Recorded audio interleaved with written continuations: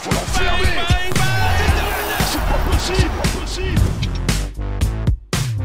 Bonjour à toutes et à tous et bienvenue dans un nouveau numéro du podcast NBA Extra, un numéro un peu particulier puisque nous sommes en direct de l'Accor Arena, en direct d'une loge de l'Accor Arena que on a un peu squatté je crois, mais tant que personne vient nous déloger tout va bien. La porte était ouverte. Donc, et voilà, donc on est entré, on a vu de la lumière, on est entré. Je suis évidemment avec Xavier Vaution et Jacques Monclar. Bonjour messieurs. Salut. Bonjour Nico, bonjour à tous. Alors, jeudi, demain, c'est Xavier évidemment aussi. le NBA Paris Game. Ça sera en direct sur beIN Sport avec une prise d'antenne dès 18h sur beIN Sport 1. Messieurs, ça fait du bien de voir la NBA revenir à Paris. Xav. Bien sûr, ça fait du bien. Ça fait du bien, d'autant plus que c'est une super affiche. Sportivement, elle a vraiment de l'intérêt parce qu'on va quand même pas oublier qu'on s'est coltiné un horrible Détroit-Chicago qui n'avait non seulement aucun intérêt sportif, mais surtout qui était un match qui était vraiment pas bon. C'était un des pires matchs qu'on ait pu suivre l'année dernière, malheureusement. Mais c'est comme ça peut arriver. Je sais pas, peut-être que Cleveland-Brooklyn, ça pas un bon match non plus, hein, j'en sais rien, mais en tout cas, l'affiche, moi, je la trouve super intéressante. Je suis vraiment content que le public français puisse voir ça à 20h demain. C'est vraiment une super opportunité pour tout le monde, c'est cool de voir ça. Oui, ravi que la pérennisation des choses, l'habitude, mettre le nom de Paris en lien avec la Ligue, les joueurs, l'habitude pour les joueurs, deux équipes de conférence Est qui ont des enseignes bien connues, parce que les Cavaliers, sur les 10 dernières années, ça représente quand même 4 finales. Et un titre, ça représente aussi, même si on n'a pas trop parlé jusqu'ici, l'image de LeBron James, qui reste là quand même, puisqu'il a tous les records, sauf celui des contres de la franchise, et puis l'arrivée de Donovan Mitchell et des autres. Voilà, les Cavs, c'est une équipe qui vole que les playoffs directs à l'Est. Brooklyn, eux, ils vont batailler toute la saison pour se placer en play-in, borderline, mais avec des joueurs comme Miles Bridges, Cam Thomas, Cam Johnson, Jarrett Allen, bien sûr.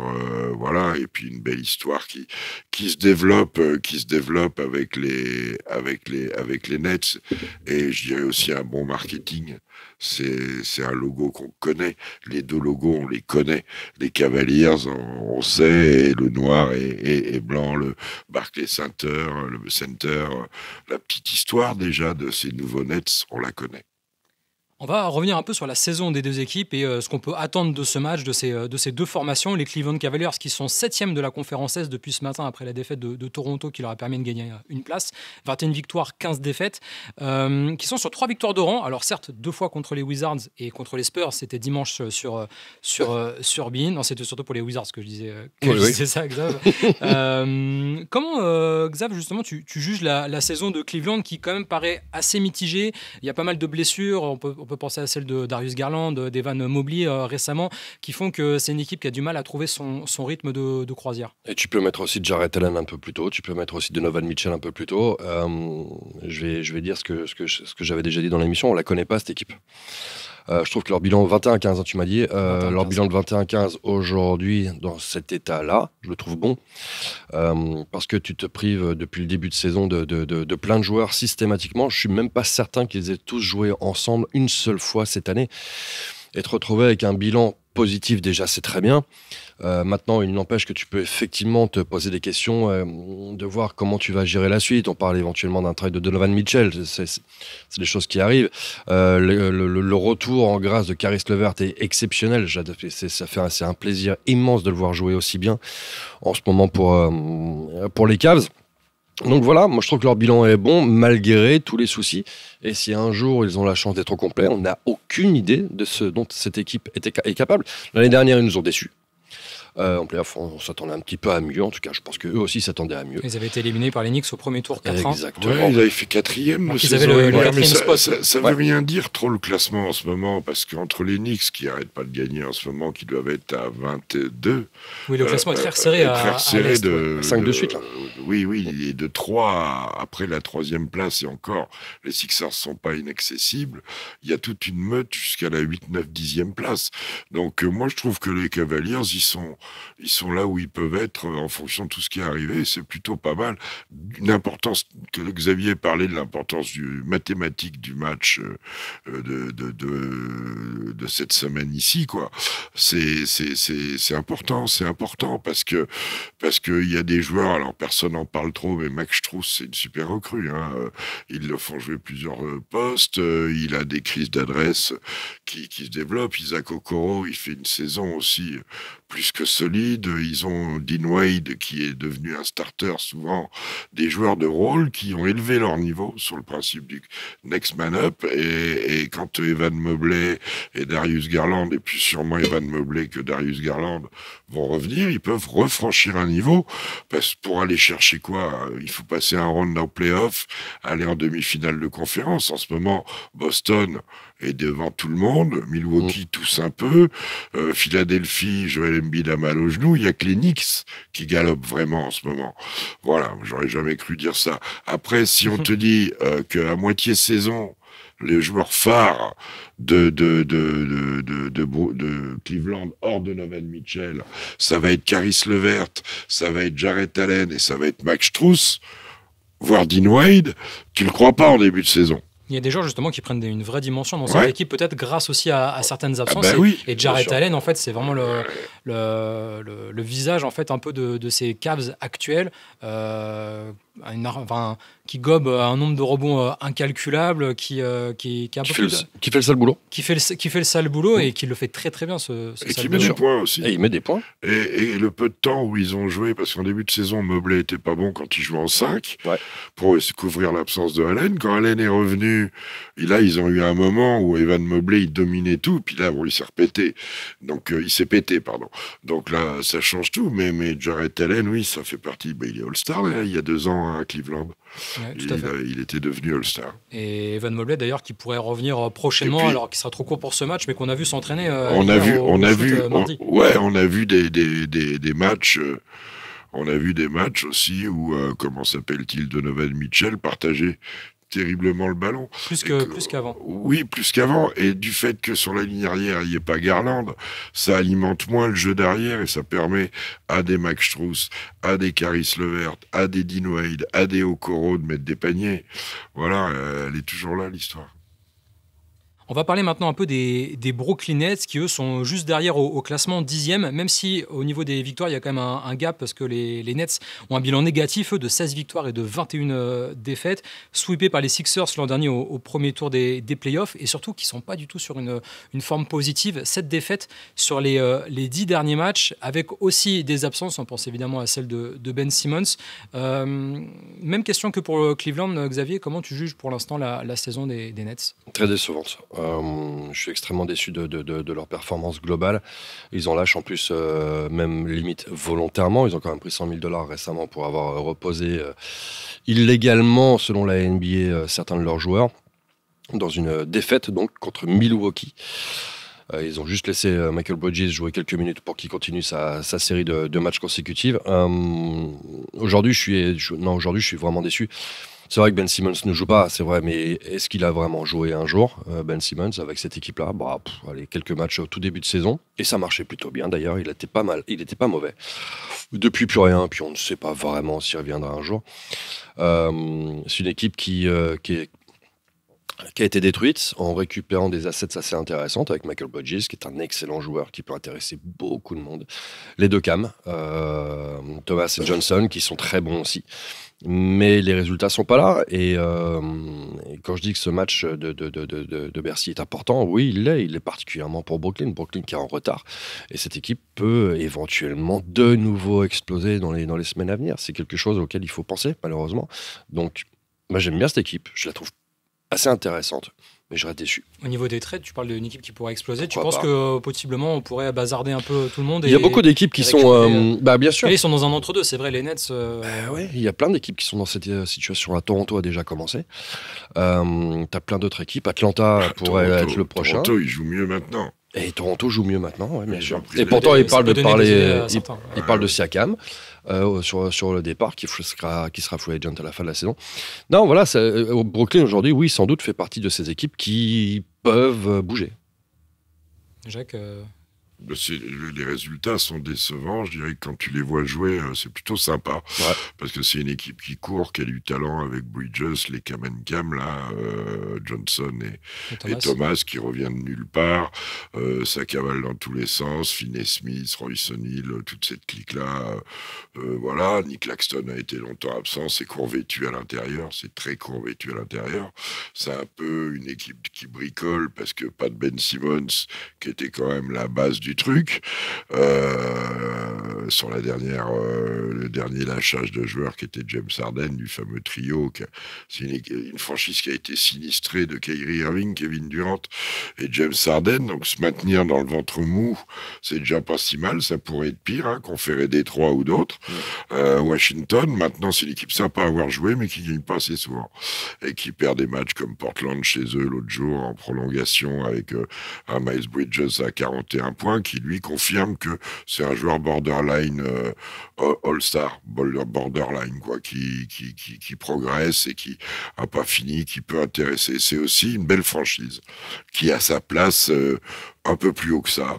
Et voilà, il y a le coach aussi, Jacques Vaughn, qui est intéressant, je dirais, parce que il maintient une discipline de jeu, une manière de jouer que je trouve intéressante, beaucoup plus que beaucoup d'équipes où on sent vraiment, par exemple, si tu prends Cleveland, JB Bickerstaff, on le sent sur un fil. Alors peut-être que Jacques Vaughn sera coupé avant, mais on le sent sur un fil depuis presque un an. Et il est dépendant de l'humeur de Donovan Mitchell et de ses joueurs, voilà, de l'humeur de jeu, de qualité.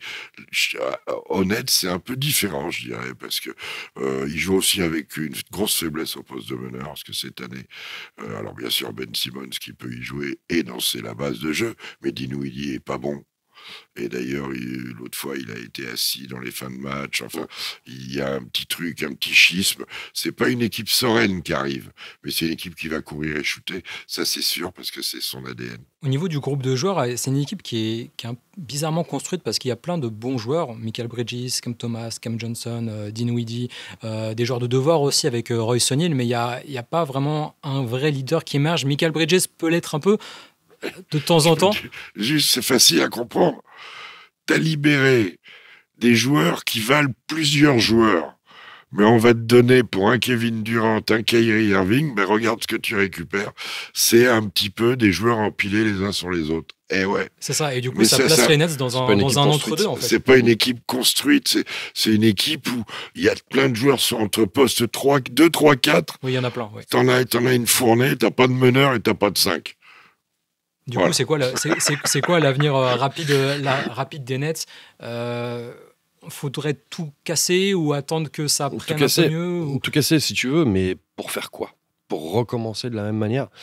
Aujourd'hui, Détroit et Washington ont pris trop d'avance au tanking. Ouais. Faut pas les rattraper cette saison. San Antonio est pas mal non plus. Oui, alors tu peux avoir éventuellement la draft, bien sûr. La free agency, elle est très très limitée cette année. Ouais. La draft est pas, tu vois, on verra. Après, c'est toujours pareil. Il peut y avoir des styles dans tous les sens. Il va arriver avec 3 Français dans le top 10. Voilà. C'est ce qui est annoncé. Brooklyn, San Antonio peuvent continuer à parler un peu français bientôt. Washington aussi, bien sûr. On verra. Aujourd'hui, mais justement, ces équipes-là, il y a beaucoup de points d'interrogation autour parce que comment mieux construire l'équipe, c'est pas si simple. Alors peut-être, avec un trade, mais pas 2, mais pas 3. Parce que si tu casses tout, de toute façon, tu vas te retrouver dans la même situation. Tu vas pas devenir contender en lâchant un Bridges ou un Cam Thomas ou un Cam Johnson ou qui tu veux. Je sais pas trop où ils peuvent aller. Maintenant, cette base est pourtant pas mal, mais il y a plein de bons joueurs. Il y a plein de bons joueurs. Il y a plein d'équipes avec plein de bons joueurs. Mais un pétard ambulant comme Cam Thomas, il peut faire envie à une équipe. Et justement, tu vois, pétard ambulant, c'est exactement ce que j'avais noté sur ma feuille pour Cam bien. Thomas. Je voulais qu'on parle de ce joueur parce que c'est quand même un des joueurs pas les plus sympas à avoir joué, mais qui peut être assez électrisant. Et ça sera vraiment un des hommes à suivre jeudi soir à Bercy. Il peut être meilleur marqueur du match. Il peut être meilleur marqueur du match. Il est un coup titulaire, un coup remplaçant. Actuellement, il est repassé sur le banc pour que Dorian Finney-Smith récupère une place dans le 5 de départ. C'est quasiment 20 points par match, Cam Thomas.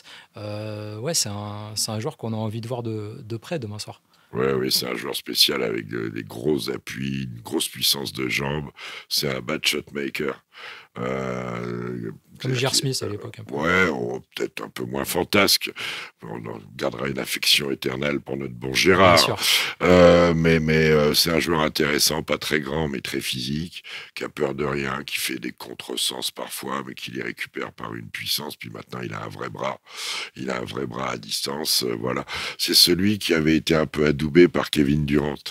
À ses tout débuts, parce qu'au début, il a été bon en tant que rookie, puis après, il a eu une saison et demie, 2 saisons en travers complet, et là, il a ressurgi avec des performances hallucinantes, quoi.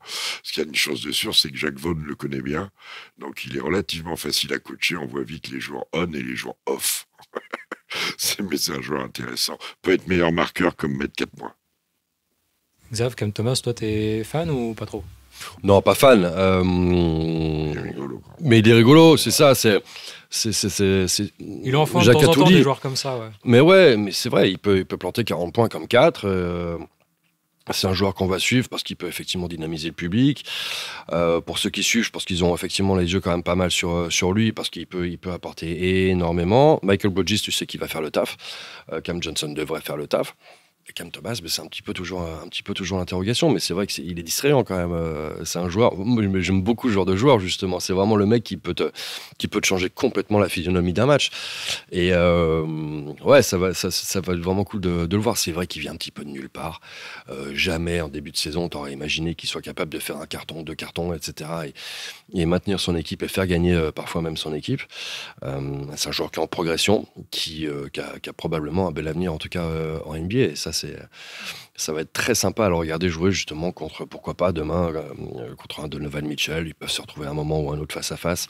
Ça peut dribbler, ça peut se retrouver avec vraiment beaucoup de show. Ouais, c'est bien ça. Et justement, par rapport à Jacques Vaughn, qui n'a pas hésité à le mettre titulaire en début de saison, à le sortir du 5 quand il voyait que son équipe prenait trop loin en défense, parce que c'est souvent le reproche qu'on fait à Cam Thomas, c'est de ne pas bien défendre. C'est là aussi où on voit que Jacques Vaughn, il n'hésite pas en fait, à essayer de chercher des solutions pour améliorer son équipe, qu'il n'est pas du tout dans un esprit de tanking comme certaines franchises, et qu'il est en recherche constante de solutions pour que son équipe gagne plus de matchs. La période que vit Jacques Vaughn en ce moment au Nets, elle me rappelle la période qu'a vécu Kenny Atkinson au Nets après la première tentative d'accès au très haut niveau des Nets, et hop, il y a eu un nettoyage, il y a eu une reconstruction dont issus sont des joueurs comme Caris LeVert, Jarrett Allen, Spencer Dinwiddie, il y avait Jared Dudley, il y avait Timothée Luwawu-Cabarrot dans cette équipe-là, il y avait tout un tas de joueurs, ils avaient performé. Hein. C'était une belle équipe. C'était une belle équipe et ils avaient performé.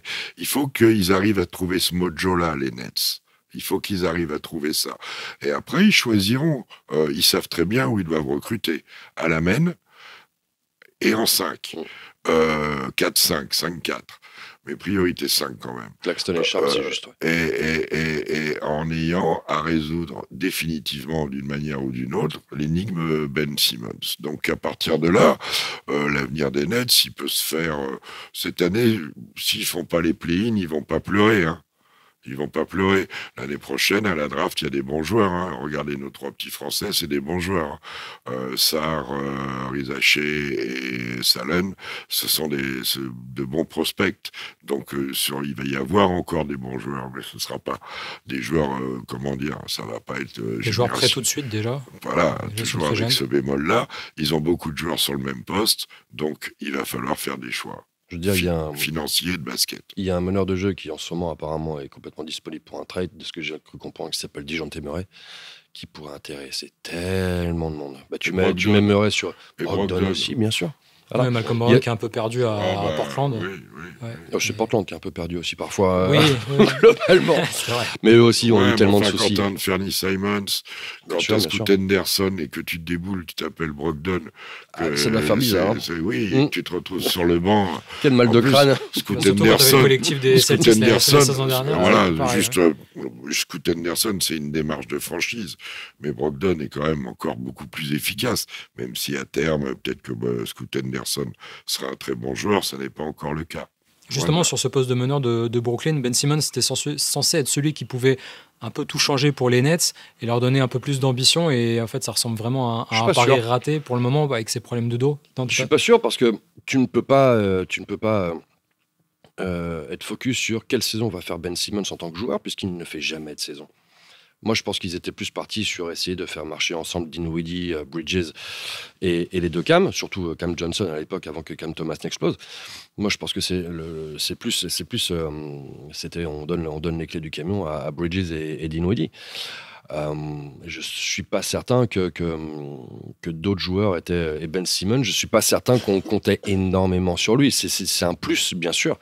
S'il peut faire une saison à 100%, bien sûr, souvenez-vous du début de saison, il était plutôt intéressant. Et tu voyais qu'il y avait un truc qui pouvait, mais depuis, on ne le voit plus. C'est vraiment ce genre de joueur, tu ne peux pas compter sur Ben Simmons. C'est impossible. Comment tu veux imaginer avoir une saison complète Ben Simmons? Ça ne lui arrive jamais. Donc, justement, on espérait que ça soit la saison où ça repartait. Ah bah oui, à ce moment-là, on peut espérer plein de choses. On l'espère tu souvent. Me diras, il est toujours bloqué. Ouais. On a tous souvent eu cette truc en tête, alors même s'il manque quelques matchs, Kristaps Porzingis fait une saison. Joel Embiid a commencé par 2 saisons off, et même s'il reste encore fragile, il a pu enchaîner. Mais c'est vrai que l'horloge tourne. Alors, ce qui est rassurant pour Ben Simmons, c'est qu'effectivement, en début de saison, c'était intéressant. Ouais. Et puis, après, si on se met en tant que technicien, vous perdez 10 rebonds, vous perdez 3 interceptions, parce que c'est un bon défenseur, excellent défenseur. Un très bon défenseur, ouais. Et sur au moins 4 positions, donc c'est intéressant. Et puis, en attaque, certes, il n'y a pas de shoot, certes, il y a des lancers francs suspects, mais il y a une telle création, une telle possibilité de post-up, de variation, de changement. Tu peux le faire jouer, ce garçon-là, quand même, que soit en poste 1, en poste 2, en poste 3, en poste 4, et même dans le basket actuel, pas loin de faire un poste 5. Donc, pendant 2 minutes 30 en kamikaze. Donc voilà, tu perds beaucoup. Tu perds beaucoup. Ils sont pas bien, ça pourrait être pire, pourrait être mieux, mais ça reste spectaculaire. Et dans un match de courette, on peut avoir des gars qui nous pètent 40 points, on va avoir des actions au-dessus du cercle, un gars qui se rate comme Dinwiddie depuis le début de la saison, et depuis même quelques saisons, sur un coup de fierté, il peut en coller 30 aussi. Enfin bref, c'est une équipe rigolote. Les 2 équipes sont bien distrayantes.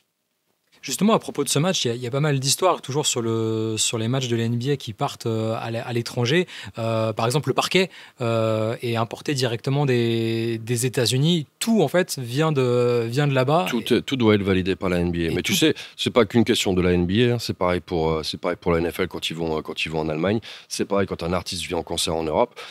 Tout doit être un peu différent, les dimensions. C'est des choses que les gens savent pas forcément. Clairement aussi, pardon Xavier, mais entre un parquet FIBA et un parquet NBA, il y a des dimensions un peu différentes. Il y a une manière de poser, des habitudes d'appui, idem pour les ballons. Le rebond peut pas être exactement le même entre un parquet FIBA et un parquet NBA de toute façon. Idem pour la température dans la salle. Enfin, c'est la World Company, c'est 17 degrés, je crois, qui est requis pour que à l'ouverture des portes. À l'ouverture des portes. Enfin bref, c'est pour ça qu'on a toujours un peu froid. C'est pour ça qu'il caille, Sauf quand la clim saute à San Antonio pendant les finales NBA. Voilà, par exemple. Et là, LeBron, il pouvait plus évacuer. Pas que LeBron, nous non plus. Hein. Ouais, j'imagine, ça devait être un sacré cagnard là-bas. Et puis surtout dans les coursives, quand on est sorti. Entre 40 et 45, on n'arrivait pas à marcher. Ouais, c'est glissant. C'était glissant, c'était Holiday on Ice. C'était quelle finale ça? C'était 2013, 2014 Non, celle où les Spurs sont champions. Oui, effectivement, c'est quoi? 2014. En 2014. Ouais. C'est l'année des serpents aussi dans les locker rooms. Il faudra demander à Victor s'il y a toujours des serpents dans les locker rooms des vestiaires adverses. Bon, messieurs, je crois qu'on a fait le tour. Vous avez l'émission à tourner, à enregistrer, évidemment en direct de l'Accor Arena. Si vous écoutez ce podcast jeudi, eh bien le match, c'est ce soir. Prise d'antenne 18h sur Beansport 1.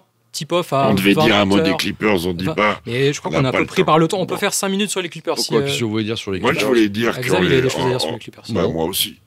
Parce que alors autant. Jacques, pardon, mais je faisais moi je trouve que c'est. Je suis persuadé de ça et je suis content de l'avoir fait. Autant je trouvais impossible et ils allaient droit dans le mur quand ils jouaient avec les 4, quand ils ont perdu les 5 premiers matchs et qu'on a appris donc le retrait volontaire obligé de Russell Westbrook. Volontaire, c'est le terme. Volontaire obligé, ça s'appelle.